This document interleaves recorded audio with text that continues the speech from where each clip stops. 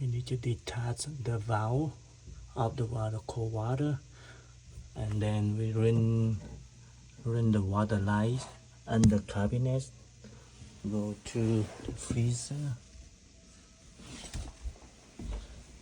Okay, and then we drill the hole here, and then we run through the freezer and water line here. The water line here.